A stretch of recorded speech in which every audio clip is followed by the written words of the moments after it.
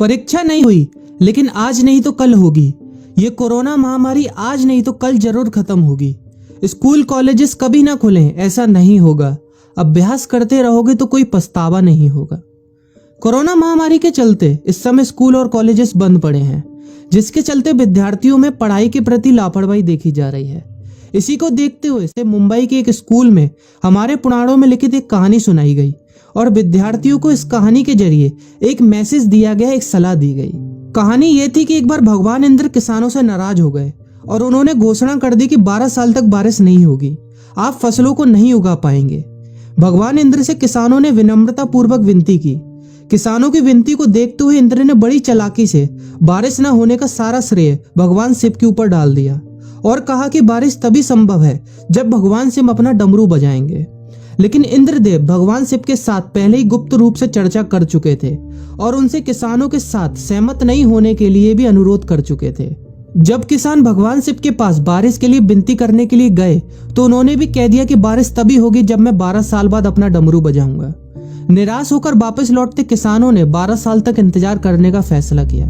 लेकिन उनमें से एक किसान वापस लौटकर नियमित रूप से अपना काम कर रहा था, खेती कर रहा था, यहाँ तक कि बीज भी बो रहा था।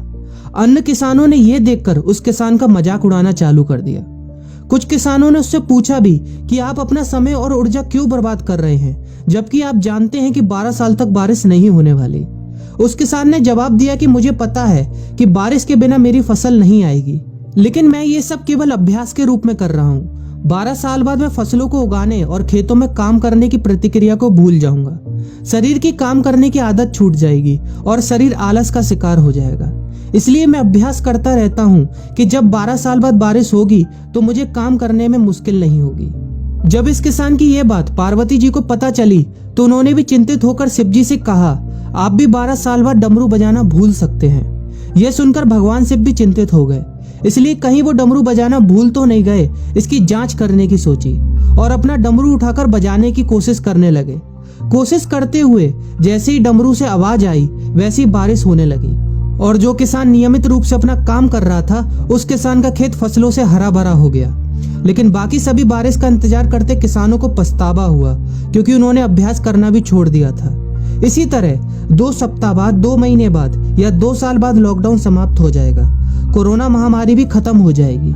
इसे घूरने या इस महामारी के खत्म होने तक का इंतजार करने से बेहतर है कि आप जिस कक्षा में हैं या जिस अगली कक्षा में जाने वाले हैं उसका अध्ययन करें। पुस्तकों का अध्ययन करके अपने कौशल को तेज करें। आपके पास जो ज्ञान है उसे और बढ़ाएं। इस समय का इस्तेमाल करें और ये सोचें कि आप और भी बेहतर कैसे कर सकते हैं, क्योंकि डमरू कभी भी बच सकता है। इसलिए अभ्यास करते रहें। अभ्यास ही गुणवत्ता का सार है। अभ्यास ही है जो आपको किसी भी क्षेत्र में पूर्ण बनाता है।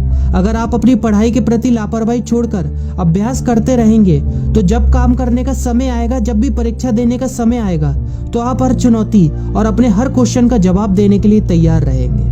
अपना ध्यान रखें और अपनों का ख्याल रखें, क्योंकि कोरोना अभी गया नहीं है।